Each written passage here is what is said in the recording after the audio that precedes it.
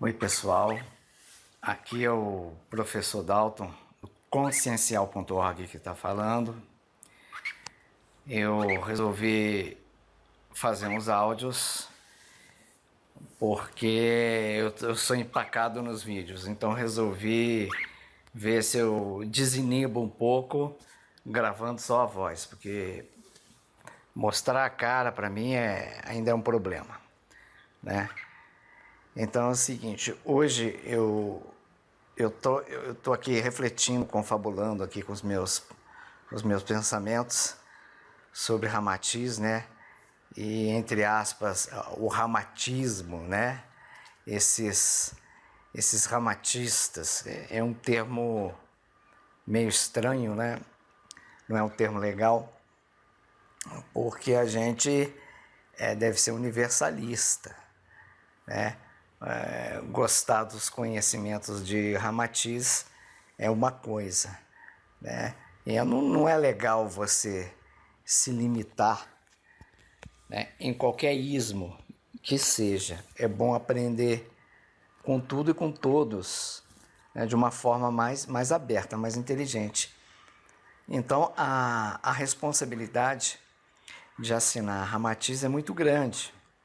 E é natural que sempre existam, sempre vão haver pessoas que gostam de você, pessoa, e que odeiam você, pessoa. Há outros que gostam do trabalho, que é o fruto da pessoa, mas não tem nada a ver diretamente com ela pessoalmente, e tem aqueles que não gostam do trabalho da pessoa. Então, nesse processo entra uma gama de fatores, né? Entra a questão, né, da afinidade. A afinidade ela pode ser positiva, quando você gosta, pode ser uma afinidade negativa, quando você não gosta, mas tem uma emoção. Eu posso não gostar de X ou Y, mas assim, sem sentir repulsa, sem sentir raiva, sem sentir emoção negativa. Se você não gosta e sente a emoção negativa, então há uma afinidade negativa. Se eu gosto da pessoa, eu gosto do conhecimento dela, há uma afinidade positiva. Então, são duas coisas, né?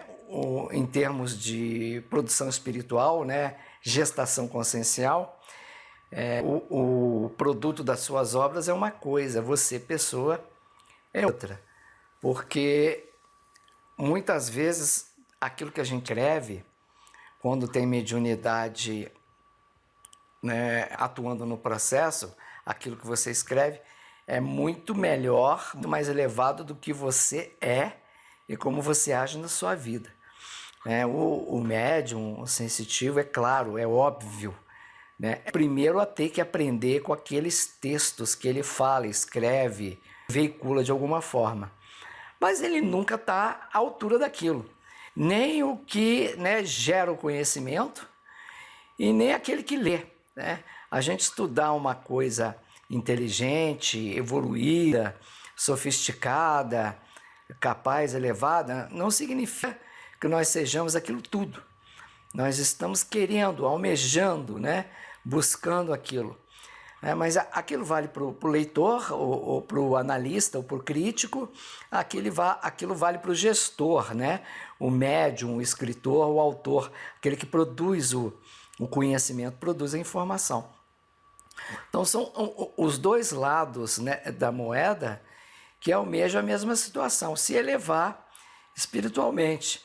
Agora, para o médium, né, para o produtor de conhecimento, aquele conhecimento que ele escreve é um soco na cara dele, né? Então, você tem que ter muita firmeza, além da responsabilidade de você assinar um espírito bom, um espírito legal, qualquer um que seja, positivo, né? Tem tantos médiuns bacanas aqui no Brasil e com umas obras tão maravilhosas, né? Não dá nem para contar.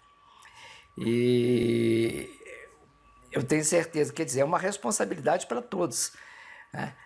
Quanto maior o quilate, a envergadura, né, o quilate espiritual do mentor, do espírito, maior a responsabilidade. E maior é o soco na cara que você leva na hora de veicular, de demonstrar aquele assunto. Então, às vezes, a gente se sente constrangido diante daquele conhecimento que a gente veicula. E existem infinitas formas de mediunidade, né? E de produzir esse conhecimento. Porque a incorporação, é como se fosse assim, incorporação é isso, psicofonia é isso, clareaudiência é isso, clarividência é aquilo. As coisas se misturam, se interagem, se interpermeiam. Não se separa, né, a mediunidade, a não ser que ela for absolutamente mecânica, né, 100% mecânica, que é uma coisa extremamente rara, não se separa do animismo.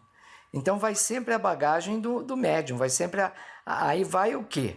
Aí vai a bagagem intelectual, o conhecimento do médium, a cultura, a forma de falar, de escrever, de se expressar, os trejeitos, os cacuetes, as manias. Então, se aquele médium tem determinadas crenças limitantes, aquelas crenças vão tolir a mensagem do espírito. Então, a relação, né, daquele espírito com o médium com que ele trabalha já é provavelmente numa gestação consciencial bacana, né? Provavelmente já é uma coisa pré-traçada no curso intermissivo, na colônia espiritual antes de reencarnar. Mas, então, há uma série de nuances e desdobramentos sofisticados nesse processo. Então, será que o espírito ele vai tolir o médium 100%? Será que ele vai tolir só 90%? Será que ele vai cercear 50% e dar os outros 50% margem dele escrever as coisas que ele pensa? Porque, afinal, se ele se dispôs a ser médium daquele espírito, ele tem afinidade com aquele conhecimento, ele tem uma responsabilidade, um karma positivo e um karma negativo com aquele conhecimento. Então, mesmo que ele tenha a liberdade de escrever aquilo, vai a assinatura do espírito, aquilo é concedido a ele, né? E normalmente os leitores, né, não fazem ideia de como é esse processo. Há ainda outras nuances, que é da projeção consciente, né? O médium às vezes sai do corpo na noite anterior a que vai escrever no dia seguinte, digamos assim. Ele sai, aí conversa com o espírito, programa, ele já diz um monte de coisa. Então você já tem a informação ali, né?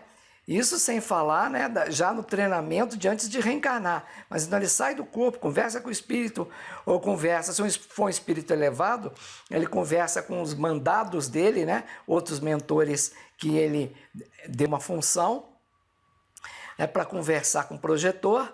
Aí o projetor recebe instrução, né, recebe uns toques energéticos nos chakras, pipipi, papapá. Ele dorme, acorda e em determinada altura do dia seguinte ele vai efetuar uma psicografia, um trabalho mediúnico, vai produzir. Então ele tem várias cargas de diferentes origens misturadas, tudo convergindo para um ideal só, para um objetivo só. Então ele tem o karma positivo da função, o que é o Dharma. Ele tem o karma negativo da função, ele tem a projeção, ele tem a mediunidade, ele tem o curso intermissivo antes de reencarnar, ele teve a projeção na véspera. Então, é uma série de fatores. Isso não existe nenhum igual ao outro, cada caso é um caso. Então, é isso que eu estou falando, assinar Ramatiz é uma responsabilidade muito grande. E até porque tem gente que é muito chata, é muito bitolada, e por que não dizer, muito limitada intelectualmente também. Acha que Ramatiz vai pousar do teu lado e vai falar, ó, escreve aí, ó, A. Aí você escreve A. B. Depois. Eles acham que é assim. Então, tem fanático, tem limitado intelectual que não admite, não compreende, porque o cara não tem o chakra coronário é um pouquinho expandido, um pouquinho aberto, né? Então não tem essas percepções. Não tem o frontal aberto também, para não ter uma compreensão intelectual melhor da coisa. Aí fica complicado.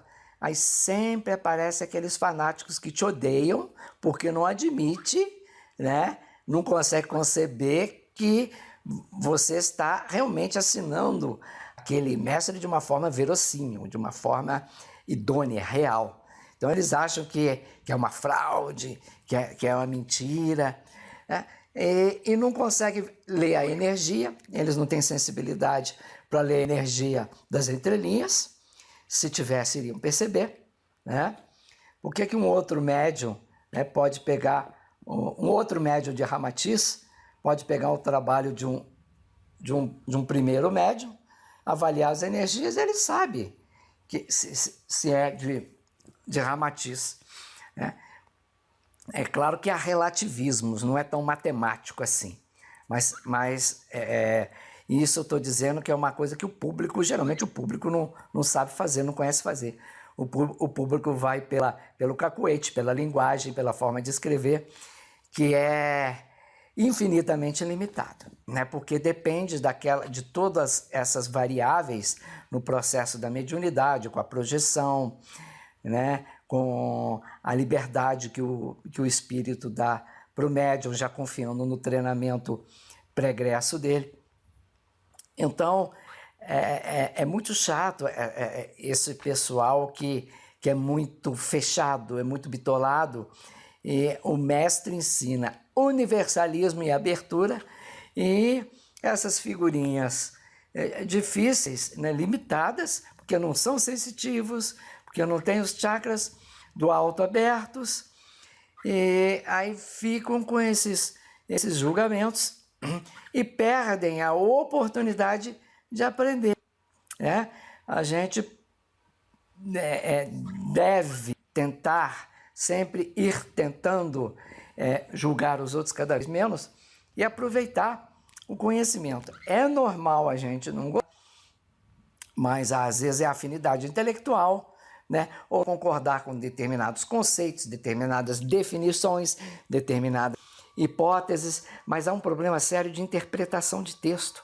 As pessoas não interpretam texto.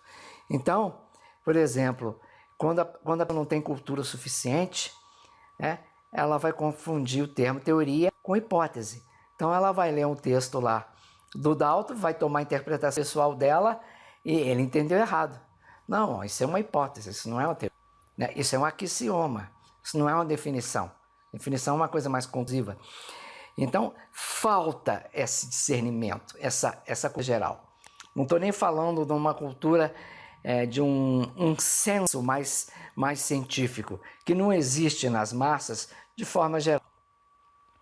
Então, o radicalismo, né, e todas as áreas têm isso, né?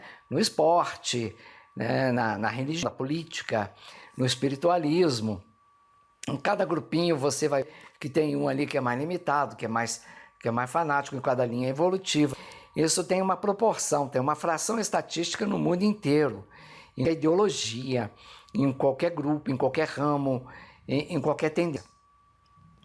Nenhum fanatismo é inteligente, nenhum fanatismo é bom. O que a gente deve procurar é a flexibilidade, a inteligência. Isso é um atributo do universalismo. Então, é isso que eu queria, né, falar, refletir aqui nesse podcast, nesse monólogo que eu estou fazendo sozinho. É isso aí. Eu espero que eu tenha sido claro.